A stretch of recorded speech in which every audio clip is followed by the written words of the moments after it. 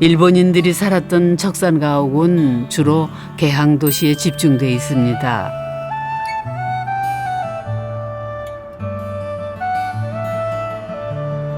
특히 인천은 외국인들이 거주하던 각국 조계지가 있었던 도시입니다.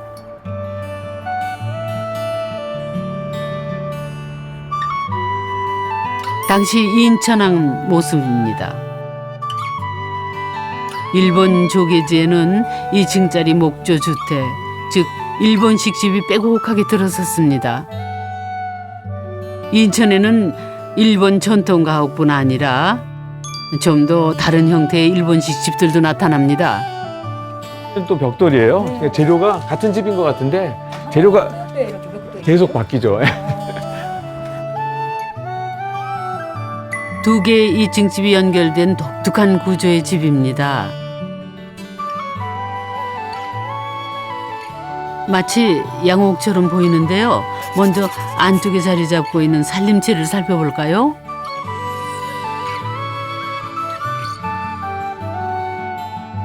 작은 마당이 자리 잡고 있는 전형적인 한옥, 1919년에 지어진 집입니다. 건축가인 임형남 소장이 들었습니다.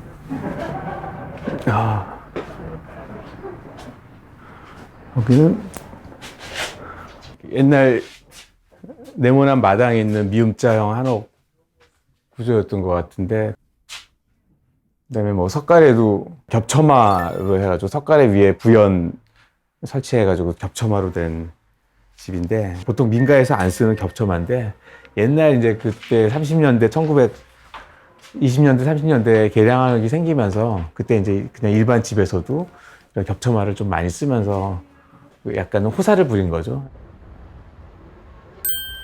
일본식 겹쳐마의 석가래도 독특합니다. 둥근 한옥 석가래와 네모난 일본식 석가래가 함께 사용이 되어 있습니다. 더 낯선 모습이 포착됩니다. 1층 한옥 위에 일본식 2층 집이 올려져 있습니다. 아무리 봐도 생소한 구조입니다. 당시 한옥은 온돌 난방을 하면서 거의 단층 형태였죠. 2층 집은 일본식 가옥에서 특징적으로 나타납니다.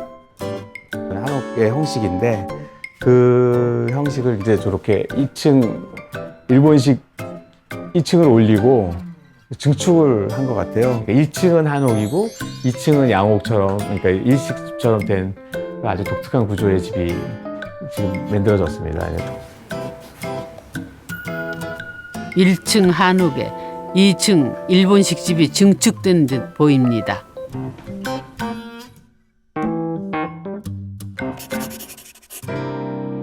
그렇다면 가게인 상가채는 어떤 형태일까요?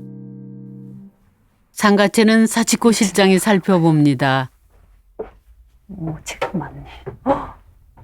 와, 구조가 다 보이네.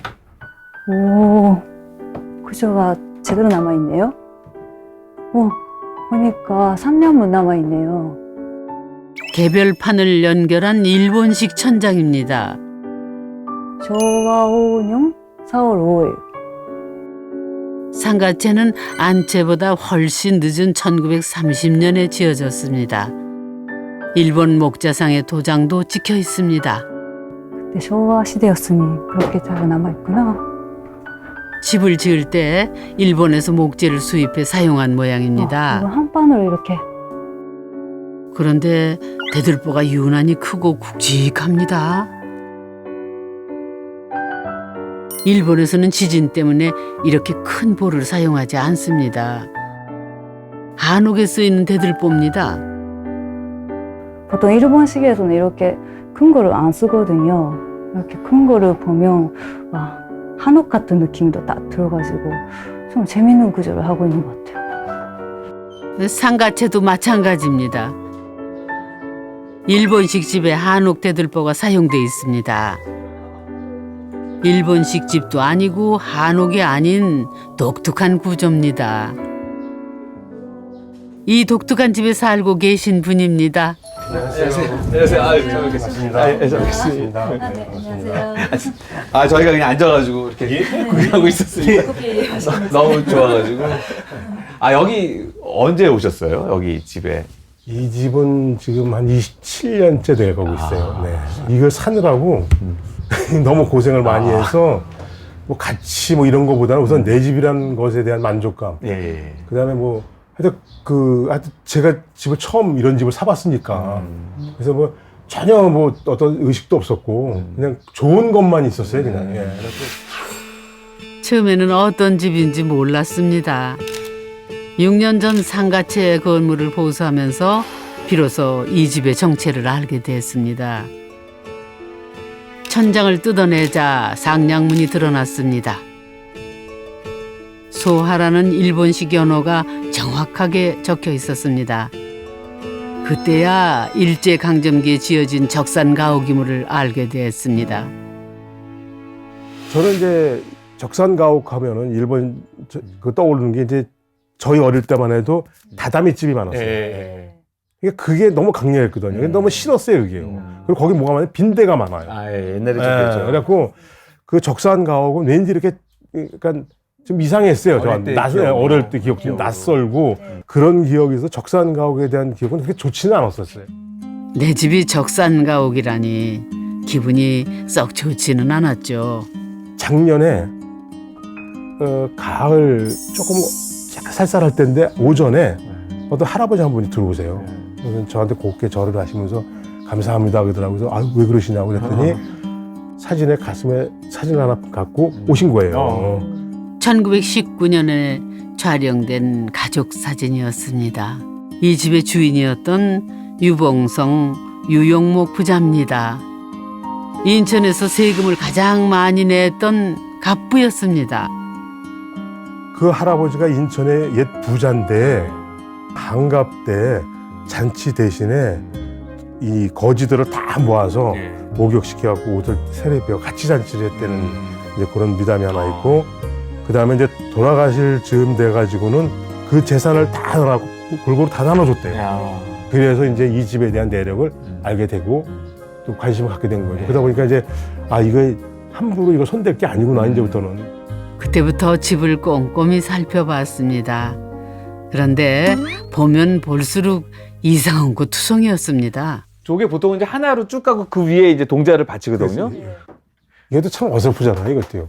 예, 저거 얹힌 것도 가운데도 아니고 어설프고 가운데도 아니고 삐딱하게 꼈어요. 그래서 대들보 위에 원통 동자가 수직으로 올려지는 것이 정상적입니다. 나무가 모자랐던 걸까요? 대들보와 동자 사이에 사각형 나무를 삐딱하게 받쳐놓았습니다. 그래서 저분은 되게 독특한 창의적인 결구 방식이라서 저분이 좀 실력이 없는 건지 아니면 너무 실력이 많아서 실험을 한 건지 되게 재밌게 보고 있어요. 지금 이 결구한 것들이 다 그래요, 보니까. 1930년 되면 한옥보다 일본식 집이 더 많이 지어질 때입니다. 그 어떤 분이 그런 말씀을 하시더라고요. 이걸 이 증축을 한 사람이 그러니까 인부겠죠. 뭐 지금처럼 엔지니어가 아니니까 일본 목수 밑에서 배운 사람이 자기 나름대로 창조적으로 진 게 아니냐. 저도 이제 추정을 해보기는 또 그런 게 있어요. 그러니까 그 당시에 이제 한옥 목수들이 한옥을 막 짓다가 이제 한옥의 수요가 많이 줄어들고 이분들이 이제 아마 전업을 했어야 될 거예요. 그러니까 왜 그러냐면 새로운 이제 우리 새로운 방식의 집들이 들어오니까 자기도 이제 뭔가 그거에 맞게 몸을 바꿔야 되는데 자기는 이제 갖고 있는 기본 기술은 한옥 베이스고 그다음에 이제 일본식 자재를 가지고 집을 져야 되니까 이분이 이제 그거를 여기서 막 막 섞은 거 아닌가 뭐 저도 이제 일종의 다 이것도 다 추정인데 그런 느낌도 들고요. 일리가 있는 말씀입니다. 상가채가 지어진 것은 1930년입니다. 한옥보다는 일본식 집이 각광받던 시기였지요. 조선 목수는 어깨너머로 일본 건축 기술을 배웠을 테죠. 거기에 자신이 잘 알고 있는 한옥 기술을 버무려 이 집을 완성한 것은 아닐까요? 그 결과 한옥도 아니고 일본식 집도 아닌 과도기적 집이 만들어진 것이죠.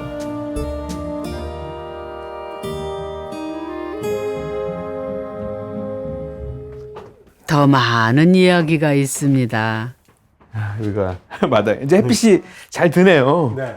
옛날에는 요게 없을 때는 햇빛 진짜 정말. 앞마당이 마당집이요. 한앞마당인 마당이었을 텐데. 저기 재밌는 거 한번 보세요. 저기. 네. 저기 보 꽃하고 나비 있죠. 나비 네. 있어요. 제가 저거를 없애려고 그랬는데 못 없애겠어요. 근데 저게 너무 이쁜 거예요, 저는 저기서 또 상상의 나래를 펴보면 저 미장하는 사람 딸이 하나 있는데 얘가 아프거나 아니면 세상에 떠났거나 해서 아버지가 하다가 딸을 생각하면서 만들지 않았겠나. 네, 그럴듯하죠. 100년 전 역사적인 장소가 있습니다. 요게 지금 여기가 요 문이 아니 요만큼 있는 거죠. 예, 그러니까 요 벽이 요만큼 있는 네, 거고. 벽이 있고 여기 문이 있었죠, 이렇게. 예.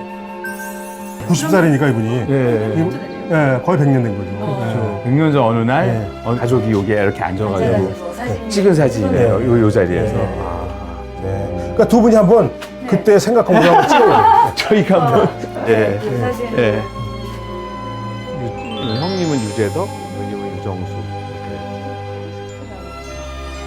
주인장의 권유에 같은 자세로 앉아봅니다.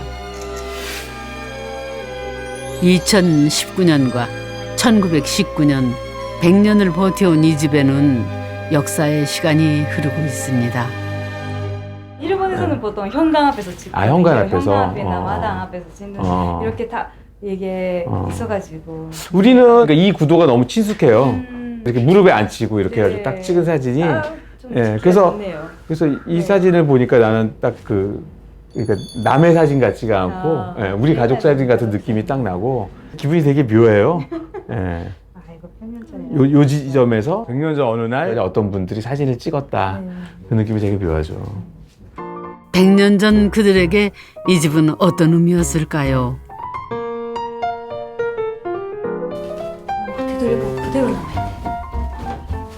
사치코 씨가 살림채 한옥으로 들어섭니다.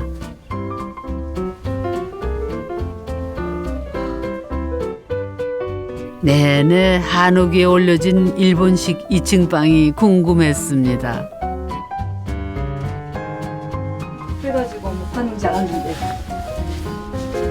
오, 빈도방이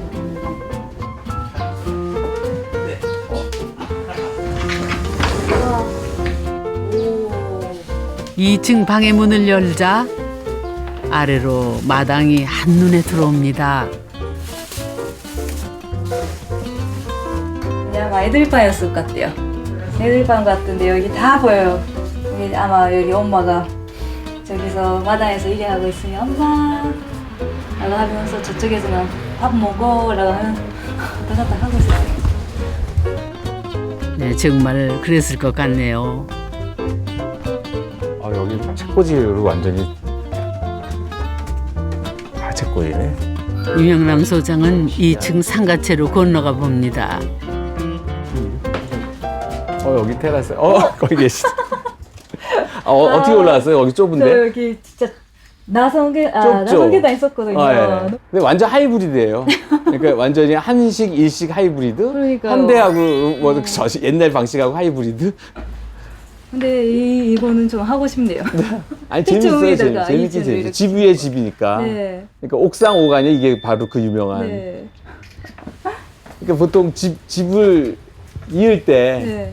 증축을 하잖아요. 네. 보통은 집 위에 하나를 이렇게 하는 건데 이거는 집 위에 그냥 집을 그냥 그대로 얹은 얹는 것 거니까. 같은. 그러니까 한옥 위에 일본 집을 그대로 얹은 거니까 아주 옥상옥이죠. 옥상옥. 네. 그야말로. 너무 좋아요. 네. 한식 키와가 이렇게 있단 말이에요. 집은 그대로 있으면서 어리는 것 같아요. 그래서 밑에 있는 구조도 잘 남아있고 또 그 위에는 일식 주택이 이렇게 남아있어가지고 둘 다 건조되는 그런 느낌으로 이 집을 만들고 있어서 좀 좋은 것 같아요.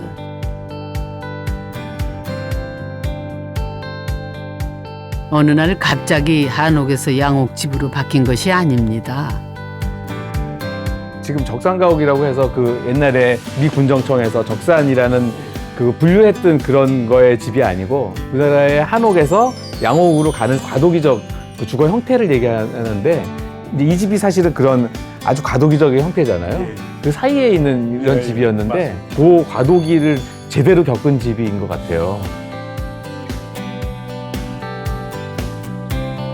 한옥과 양옥 그 과도기에 이 집이 있습니다.